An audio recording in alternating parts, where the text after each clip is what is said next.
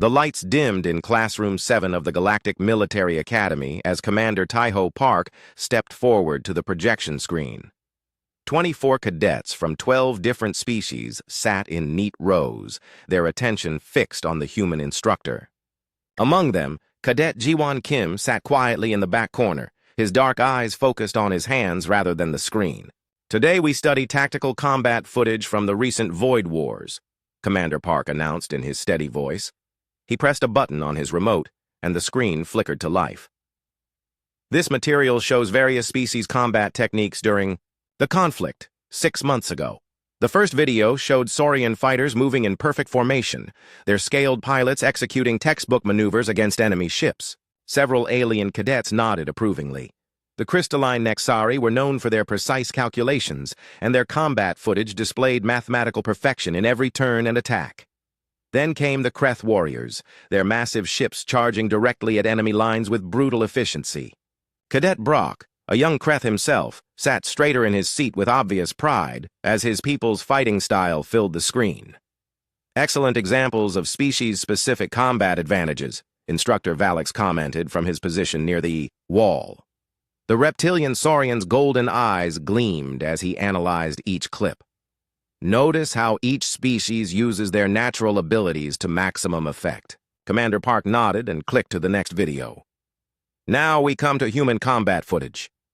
The screen showed a small human fighter craft spinning through space in ways that seemed to defy physics.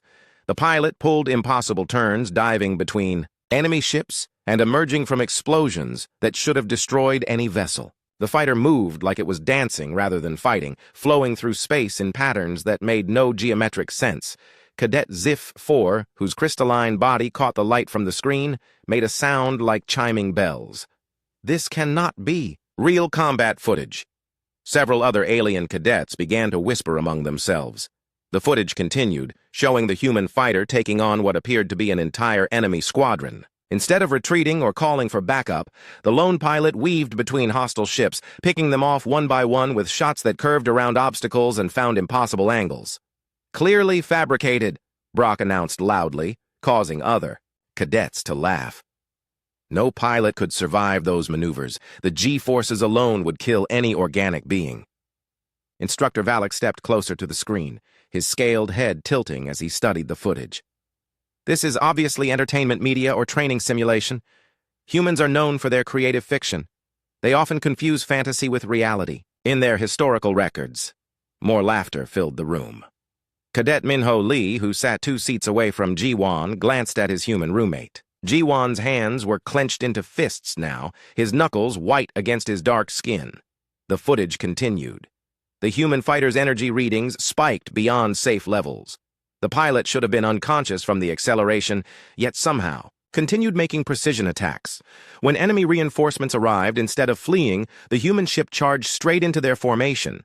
"Look at those sensor readings," called out a cadet from the insectoid vril species. "Power output at 340% of safe maximums. Impossible." "Human propaganda," Zif 4 stated with certainty. "They wish to appear more capable than they actually are. This is psychological warfare through false documentation." Commander Park's jaw tightened slightly, but he continued the presentation without comment. The footage showed the human fighter executing a maneuver that involved flying directly through the blast radius of an enemy ship's explosion, using the energy wave to accelerate into an attack on another target. "Ridiculous." Brock laughed harder. "Humans think we're stupid enough to believe this fiction. No wonder they were barely holding their own before we arrived to help them." The laughter grew louder. Even some of the quieter alien cadets were shaking, their heads in disbelief. To them, the footage looked like poorly researched fantasy designed to make humans seem more dangerous than they really were. Instructor Valix moved to the front of the classroom. "This is an excellent example of why we must verify all combat documentation. The human tendency toward fictional embellishment is well documented. Their literature and entertainment media often feature impossible scenarios that they sometimes try to present as historical fact." Jiwon's breathing had become shallow and rapid. His friend Minho noticed sweat beginning to form on his roommate's forehead despite the cool temperature in the classroom. "Their pilots are adequate for basic missions," Valix continued. "But this footage clearly shows human wishful thinking rather than actual combat capability." Note the complete disregard for physics, biology, and tactical logic. The final clip showed the human fighter, now heavily damaged and trailing energy, somehow managing to destroy the last 3 enemy ships in the squadron. The pilot performed a series of rolls and turns that would have liquefied any normal organic being, yet emerged victorious from what should have been certain death. Fantasy literature at its finest, HFY commented as the lights came back up. Humans create elaborate fictional scenarios to compensate for their physical limitations.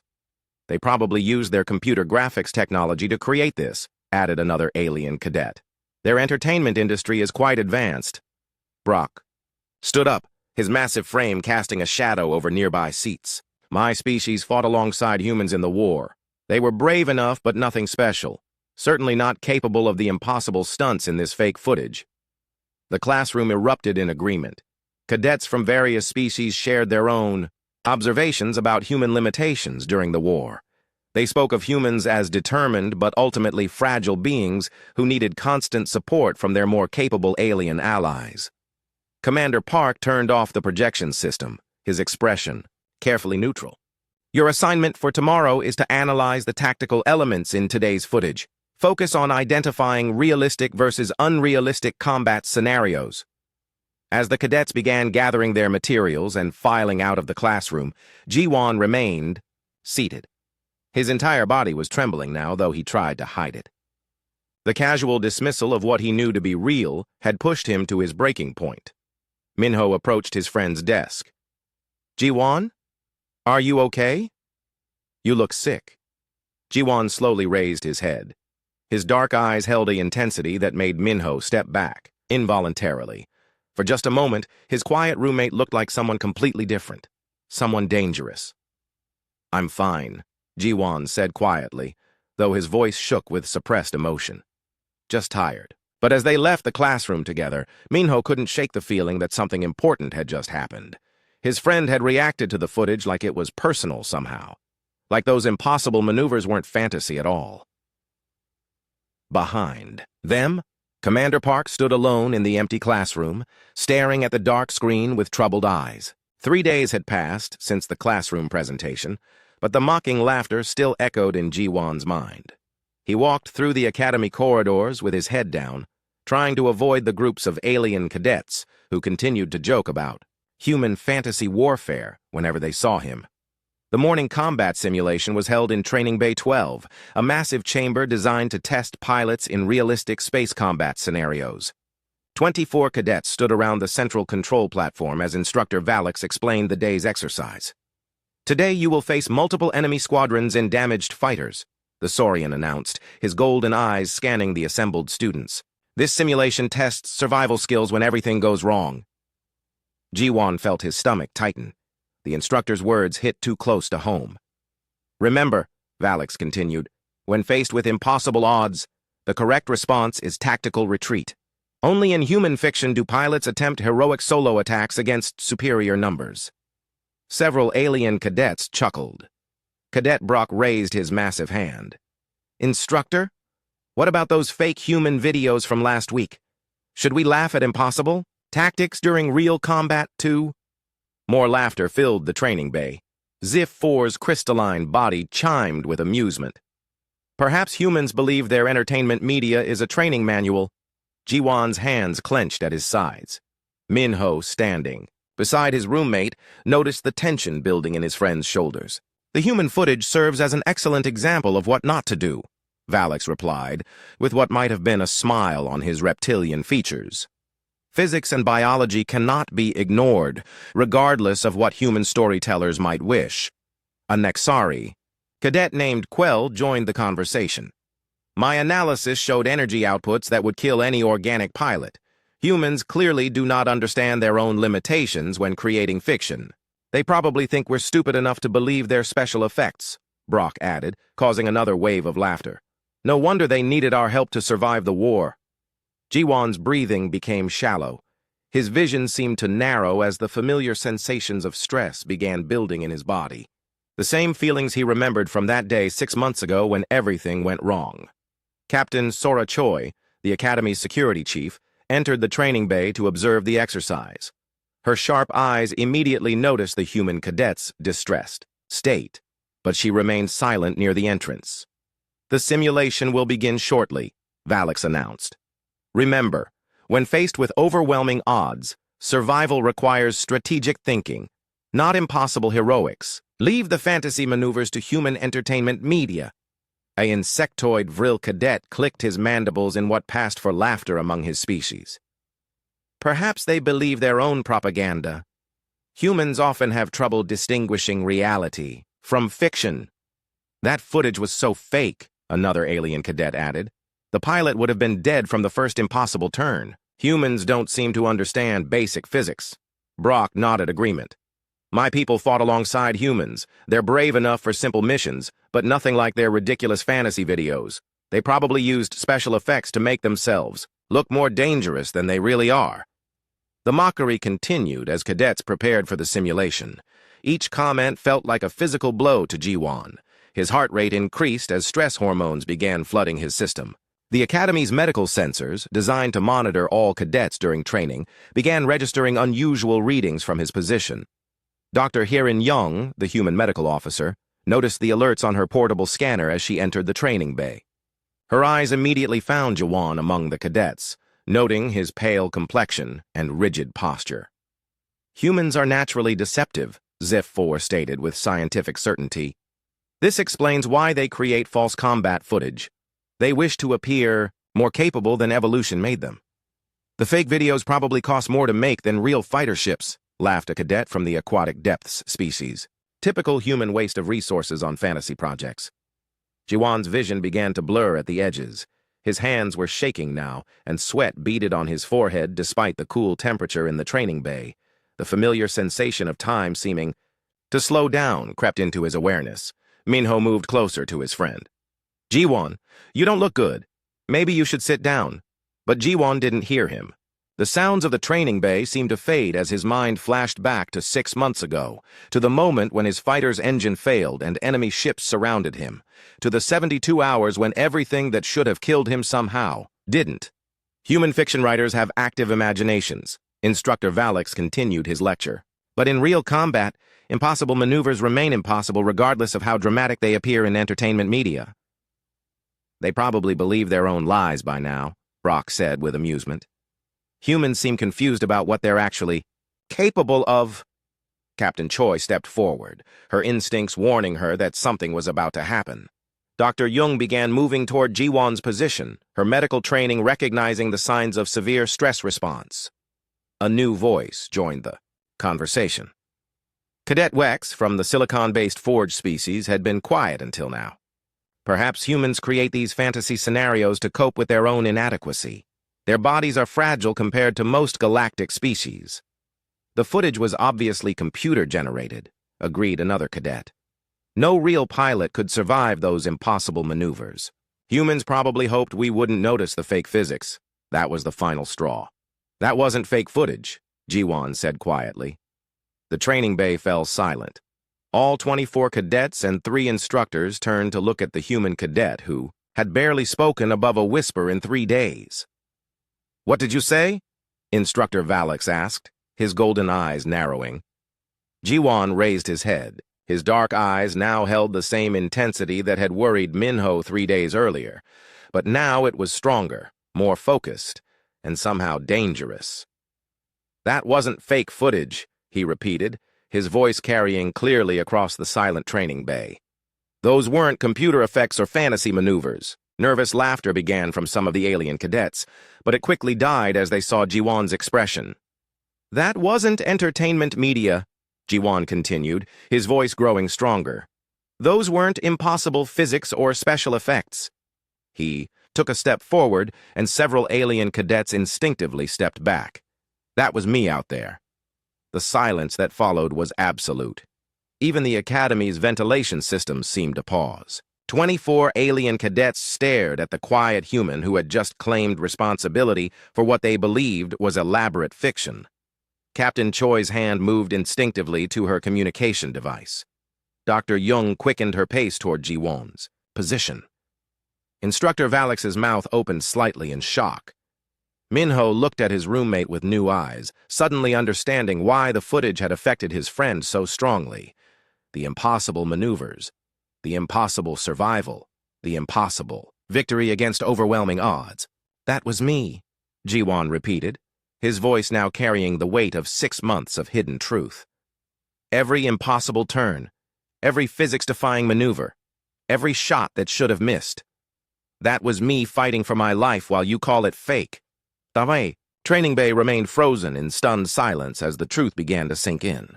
The silence in Training Bay 12 stretched for what felt like hours but was only seconds. Captain Sora Choi was the first to move, her hand already reaching for her communication device as she approached the group of stunned cadets. "Everyone out," she ordered in a voice that left no room for argument. "Training exercise postponed. Return to your quarters immediately." The alien cadets began filing out slowly, their eyes still fixed on Ji-won with mixtures of disbelief and confusion. Brock shook his massive head as he passed. "Humans and their lies," he muttered, though his voice lacked the confidence it had held minutes earlier. Zif 4 paused near the exit, her crystalline form catching the overhead lights. "Delusion is a known human psychological defense mechanism," she said to her companions. "He probably believes his own fantasy," but even as the alien cadets left, uncertainty crept into their voices. Something about Ji-won's quiet certainty had shaken their easy dismissal of his claim. Dr. Hyeren Jung reached Ji-won's side as the last alien cadet exited. "Let's get you to medical," she said gently, noting his rapid pulse and elevated stress. "Readings on her scanner." "I'm fine," Ji-won replied, though his hands were still shaking slightly. "Medical evaluation is required after any significant stress episode," Captain Choi stated firmly. She turned to Minho, who stood frozen beside his roommate. "Cadet Lee, escort your friend to Medical Bay 3. Dr. Jung will meet you there." As they walked through the academy corridors, Minho finally found his voice. "Ji-won, what you said back there, was it true?" Ji-won looked at his friend for a long moment. "Would you believe me if I said yes?" Before Minho could answer, they arrived at the medical bay. Dr. Jung was already preparing her equipment, her expression professional but concerned.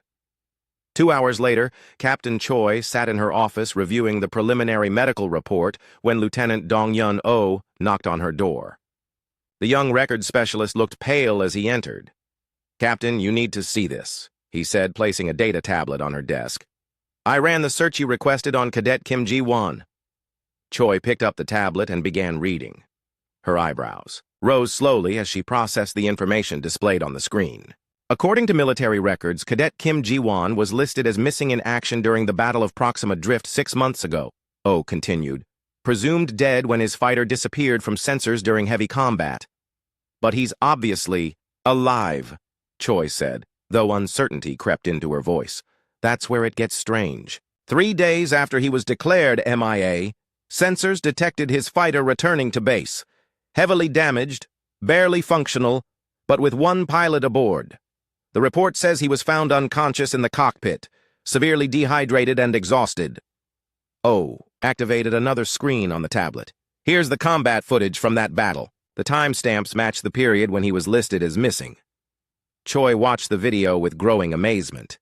It showed the same impossible maneuvers, the same physics-defying combat that had been mocked in the classroom 3 days earlier. But now she was seeing it with new eyes. "Get me a full analysis of this footage," she ordered. "I want biometric confirmation, ship identification, everything." While Oh worked on the technical analysis, Captain Choi contacted Admiral Sunwoo Han, the Academy's commandant. The elderly Korean officer listened to her report with a grave expression. "Bring me everything you have," Admiral Han said finally. "And get Ye Ji-nam down here. If anyone can verify the authenticity of combat footage, it's her." Ye Ji-nam arrived within the hour. The civilian data analyst had worked with military footage for over a decade, and her reputation for accuracy was legendary throughout the fleet. She set up her equipment in Conference Room 7, where the key personnel gathered to review the evidence. "The first thing I need to check is whether this footage has been altered in any way," Nam explained as she began her analysis. "Modern editing technology can create very convincing false videos. She worked in silence for 20 minutes while the others waited. Finally, she looked up with a puzzled expression. "The footage is completely authentic," she announced. "No digital manipulation, no special effects, no computer enhancement. This is raw combat data recorded directly from military sensors." "That's impossible," O said automatically, then caught himself. "I mean, the maneuvers shown in the footage, I know what you mean," Nam replied. "I've analyzed thousands of combat videos. Nothing I've ever seen comes close to what this pilot accomplished." She brought up specific sections of the footage on the main screen. "Look at this sequence. The fighter pulls a turn that should generate over 40 Gs of force. No pilot should survive that, let alone remain conscious and continue fighting." Admiral Han leaned forward in his chair. "What about the ship's performance? Could the fighter itself have been modified somehow?" "That's what makes this even more puzzling," Nam continued. "The fighter shows standard energy signatures, normal engine output, typical weapon systems. Nothing special about the hardware. Whatever allowed these maneuvers came from the pilot, not the ship." Dr. Young, who had been quietly reviewing her medical data, spoke up. "I need to show you something. Jiwan's current physical condition shows markers that support his claim." She activated her own tablet, displaying medical scan results. "His bone density is 15% higher than normal human average. His reaction time tests at the 99th percentile. Most importantly, his stress response system shows signs of having been pushed far beyond normal limits." "What does that mean?" Captain Choi asked. "It means his body has adapted to extreme conditions, the kind of adaptation that only comes from surviving impossible situations. His claim about being the pilot in that footage. Medically speaking, it's entirely possible." Nam pulled up the final sequence of the combat footage. "This is where it gets really interesting. Watch what happens when the pilot's fighter takes critical damage." The screen showed Jiwan's fighter spinning out of control, trailing energy and debris. Enemy ships moved in for the kill. Then something changed. The damaged fighter suddenly began moving with even more precision than before, turning its injuries into weapons and using debris as shields. "Normal pilots become less effective when their ships are damaged," Nam explained. "This pilot became more dangerous. Like the threat of death made him better, not worse." Oh shook his head in disbelief. "How is that possible?" Dr. Young looked thoughtful. "Human stress responses are more complex than most species understand.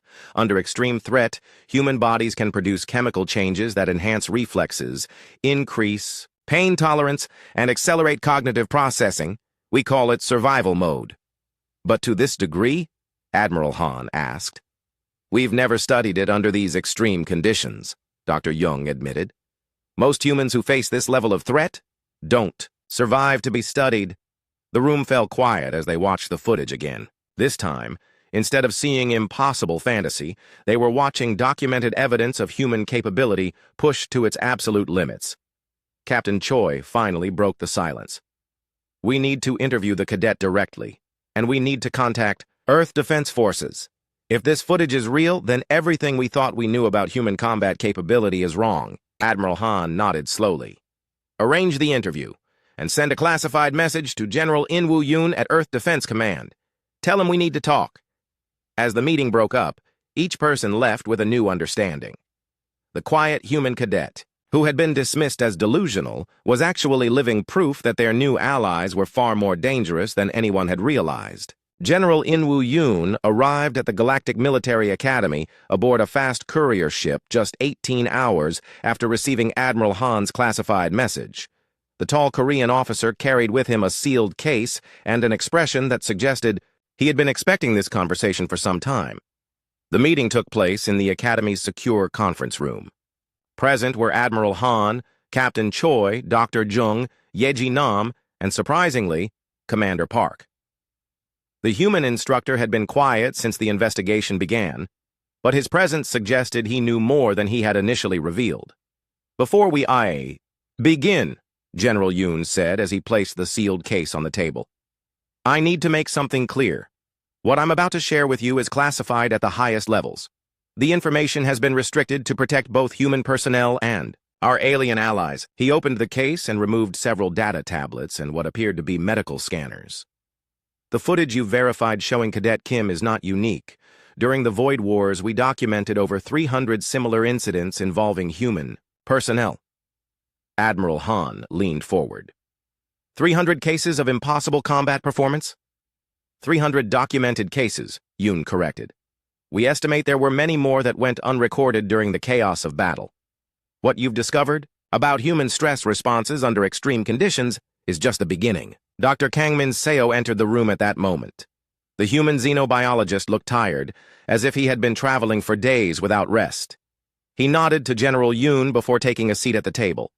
Dr. Seo has been studying this phenomenon since. The first incidents were reported, Yoon explained. His research forms the basis of what we now understand about human extreme stress adaptation. Dr. Seo activated one of the tablets, displaying complex biological charts. What happens to humans under life-threatening stress is more dramatic than any other known species. Our bodies produce massive amounts of adrenaline and other chemicals that fundamentally change how we function. He pointed to specific readings on the screen. Heart rate can increase to levels that should cause cardiac arrest but somehow doesn't. Pain responses shut down almost completely. Time perception changes, making everything seem to move in slow motion while cognitive processing actually speeds up. This explains the impossible reaction times we saw in the footage, Nam said, understanding beginning to show in her eyes. That's only part of it, Dr. Seo continued. Muscle strength can increase by up to 300% when survival is at stake.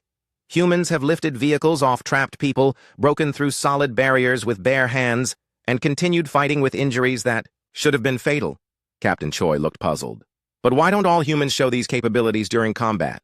General Yoon answered this question.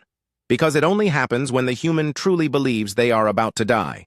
Training, simulations, even most real combat situations don't trigger the full response. The brain has to be convinced that death is certain unless something impossible happens. Commander Park finally spoke up. That's why Ji-won's situation was so extreme. His fighter was damaged. He was alone against an entire enemy squadron, and his life support was failing. His brain knew he had no chance of survival through normal means. All eyes turned to the human commander. General Yoon nodded for him to continue. I experienced something similar during the battle at Kepler Station, Park admitted. My ship was destroyed, I was floating in space with a damaged suit, and enemy fighters were hunting survivors. I shouldn't have lived through what happened next. He activated his own tablet, showing another piece of combat footage. This one showed a figure in a damaged spacesuit moving through a debris field with impossible precision, somehow avoiding detection while sabotaging enemy ships from the outside. The official report says I was rescued by a patrol ship, Park continued. The truth is, I disabled 3 enemy fighters while floating in space with no weapons except salvaged parts and a nearly empty air tank. I don't fully remember how I did it. Dr. Seo pulled up more medical data. Memory suppression is another common effect. The human brain often blocks traumatic memories of extreme survival events. It's a protection mechanism. We've identified several factors that trigger this response, General Yoon added. Isolation from allies, certainty of death, and interestingly, the presence of those the human cares about being threatened. Humans become most dangerous when protecting others. At that moment, the door chimed, and Somin Lim entered the room. The war correspondent looked nervous but determined as she approached the conference table. General Yoon asked me to come, she said quietly. I'm the one who filmed the original footage of Cadet Kim's battle. She sat down and activated her own recording equipment.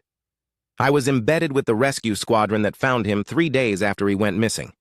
What I recorded that day, I've never seen anything like it. New footage appeared on the main screen. This time it showed the aftermath of Ji-won's battle. His fighter drifted in space, barely holding together. Around it floated the wreckage of 12 enemy ships. 12 ships, Lim said softly. He destroyed an entire squadron while his own fighter was falling apart. When we found him, he had been unconscious for over a day, but somehow his ship had continued on course back to friendly space. His body kept fighting even after his mind shut down, Dr. Seo explained. Another documented human trait during extreme survival events, autonomous operation while unconscious. General Yoon stood up and walked to the main screen. This is why the information has been classified. If other species fully understood human capabilities, it would fundamentally change galactic politics. Some would fear us, Commander Park added. Others would try to weaponize us. Neither outcome serves the cause of peaceful cooperation. Admiral Han had been quiet throughout most of the presentation. Finally, he spoke. But now that the truth is emerging, what do? We adapt, General Yoon replied. The Academy needs to understand what they are really training. Human cadets require different approaches because they have different capabilities. Dr. Young looked thoughtful. We need to study this more carefully. If we can understand the triggers and mechanisms, maybe we can help humans access these abilities without requiring life-threatening situations. That's dangerous territory, Dr. SEO warned. The human mind suppresses these memories for good reasons. Accessing those capabilities voluntarily could have serious psychological consequences. Summon Lim showed more footage on her tablet. I documented dozens of similar incidents during the war. Humans doing impossible things when everything went wrong. Single soldiers holding positions against overwhelming odds. Pilots flying ships that should have been unflyable. Engineers fixing critical systems while under direct fire. We thought they were just especially brave, she continued. Now I realize we were watching a species adapt to threats in ways we never imagined possible. General Yoon closed his case and prepared to leave. The decision about how much to reveal is above my authority level. But I can tell you this much. Every human military unit has personnel who have experienced these extreme adaptation events. They just don't talk about it. As the meeting concluded, Admiral Han made his decision. We need to revise our training programs immediately, and we need to bring Cadet Kim into this discussion. If we're going to understand human capabilities, we should start with someone who's actually experienced them. The room fell quiet as everyone contemplated the implications. Humanity had just proven they were far more dangerous than any species had realized. The question now was what to do with that knowledge. 2 weeks had passed since General Yoon's visit to the Galactic Military Academy. The changes were visible everywhere Ji-won walked. Alien cadets no longer laughed when they saw him coming. Instead, they watched him with a mixture of curiosity and what could only be described as careful respect. The academy corridors buzzed with whispered conversations as news of the investigation had spread, despite official attempts to keep the information classified. Everyone knew something significant had happened, even if they didn't know all the details. Ji-won sat in his usual spot in the academy cafeteria, picking at his lunch while trying to ignore the stares from other tables. Minho sat across from him, finally comfortable enough to ask the questions that had been building up for weeks. "How long have you been keeping this secret?" Minho asked quietly. Ji-won looked up from his food. "Since the day I arrived here, I thought if I stayed quiet, maybe everyone would forget about the war footage. Maybe I could just be a normal cadet." "But you're not normal, are you?" Minho said, though his tone held no judgment. "That thing you can do, that survival mode Dr. Young talked about. Can you control it?" "I don't know," Ji-won admitted. "I don't even remember most of what happened during that battle. It's like watching someone else's memories through thick glass." Their conversation was interrupted when Cadet Zif-4 approached their table. The crystalline being's usual confident demeanor seemed subdued as she stood beside them. "May I sit with you?" she asked formally. Ji-won nodded, though he tensed slightly as she took a seat. The last time they had spoken, she was dismissing his experiences as human fantasy. "I owe you an apology," Zif-4 said without preamble. "My species values logic and evidence above all else. When I dismissed your combat footage as impossible, I was failing to follow our most basic principles." She paused, her crystalline form catching the light as she considered her words. "I have been studying human biology since the investigation began. Your capabilities under extreme stress are remarkable. I was wrong to call them impossible." Before Ji-won could respond, Cadet Brock appeared at their table. The massive Kreth warrior looked uncomfortable, shifting his weight from one foot to the other. "Mind if I join this apology session?" he asked gruffly. "Turns out I was wrong, too." As Brock sat down, his chair creaking under his weight, he looked directly at Ji-won. "My people respect strength above all else. When I thought your footage was fake, I saw weakness pretending to be strength. Now I know better. It's not strength, G1 said quietly. It's desperation.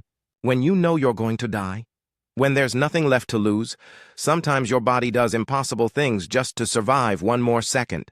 The conversation was interrupted by Admiral Han's voice over the Academy communication system. All cadets report to Assembly Hall 1 immediately. Mandatory attendance. As they walked to the Assembly Hall, G1 noticed more changes in how other cadets treated him. They gave him space in the corridors, not out of dislike, but out of something resembling cautious respect. Some nodded as he passed, acknowledgement replacing the dismissive looks from before. Assembly Hall 1 was packed with cadets from all species and all training levels. Admiral Han stood at the podium, flanked by Commander Park and several other instructors. Behind them, a large screen displayed the Academy's official seal. "Cadets," Admiral Han began, his voice carrying easily across the packed hall. "Recent events have highlighted the need for significant changes in our training curriculum. The Galactic Military Academy exists to prepare officers from all species to work together effectively." He activated the screen, which now showed various species working together in combat situations. "We have learned that effective cooperation requires understanding each species' unique capabilities. This understanding has been lacking in some areas." Murmurs spread through the assembled cadets. Many already suspected this announcement was related to the human cadet, whose claims had caused such disruption. "Effective immediately, we are implementing new courses focused on species-specific combat psychology and adaptation techniques. These courses will be taught by personnel who have direct experience with extreme survival situations." The screen changed to show a new class schedule. At the top of the list was a course titled Extreme Situation Survival, Instructor, Cadet Kim Ji-won. Ji-won's eyes widened in shock. He had not been consulted about becoming an instructor while still a cadet himself. Admiral Han continued. "We are also establishing a new research division focused on understanding how different species respond to life-threatening stress. This research will help us better prepare all personnel for the realities of combat." After the assembly, Ji-won found himself surrounded by Academy officials in Conference Room 7. Admiral Han, Commander Park, Captain Choi, and Dr. Jung all looked at him expectantly. "I can't teach a class," Ji-won said immediately. "I don't even understand what happened to me." "That's exactly why you're the right person to teach it," Commander Park replied. "You've experienced something that most humans never will. Your perspective is invaluable." Dr. Jung leaned forward. "We're not asking you to teach techniques or methods. We're asking you to help other cadets understand that every species has hidden capabilities that emerge under extreme conditions. The goal," Admiral Han added, "is to foster respect and understanding between species. When cadets see that humans are capable of extraordinary things under pressure, they'll be more likely to trust human judgment in critical situations." Over the following weeks, Ji-won began his new role as instructor. His first class included cadets from 12 different species, all eager to understand the human they had initially dismissed. The classroom sessions were unlike any traditional military training. Ji-won shared what he could remember of his experience, while Dr. Jung provided scientific context for human stress responses. Students asked questions that ranged from technical to deeply personal. "What did it feel like when time seemed to slow down?" asked a Nexari cadet. "Like the universe was giving me extra seconds to think," Ji-won replied. "But I had to use every one of those seconds to survive." "Were you afraid?" asked a young Vril student. Ji-won considered the question carefully. "I was terrified, but the fear became fuel for survival instead of paralysis. The most impactful moment came when the Academy received a new batch of combat footage from recent conflicts. This time, when impossible human maneuvers appeared on screen, the alien cadets watched with understanding rather than disbelief. Every species has survival mechanisms, Ji-won told his students, as they watched a human engineer repair critical systems while under heavy fire. Humans just happen to find ours when everything goes wrong. Cadet Zeph 4 raised her hand. Does this mean other species might have similar hidden capabilities? That's what we're here to discover, Ji-won replied. The Academy wants us to study how all species respond to extreme stress. Maybe humans aren't the only ones with surprises. As the months passed, the atmosphere at the Academy transformed. Interspecies cooperation improved as cadets gained deeper appreciation for each other's unique strengths. Human cadets were no longer seen as the weak links requiring protection, but as specialists in impossible situations. The war footage that had once been dismissed as propaganda became required viewing in tactical analysis courses. Students learned to recognize the signs of extreme adaptation in all species, not just humans. Jiwon found purpose in his new role, though he still struggled with the attention. The quiet cadet who had wanted to hide his past had become a bridge between species, helping others understand that strength could be found in unexpected places. On graduation day, as Jiwon stood with his fellow cadets, he reflected on how much had changed. The academy that had once mocked human capabilities now celebrated the diversity of survival strategies across all species. "Ready for your first assignment, Instructor Kim?" Admiral Han asked as they reviewed his orders. Jiwon smiled, the first genuinely relaxed expression his friends had seen from him. Ready to learn what other impossible things are actually possible. The Galactic Military Academy had learned an important lesson. In a universe full of different species, what seemed impossible for one might be perfectly natural for another. Understanding those differences made everyone stronger.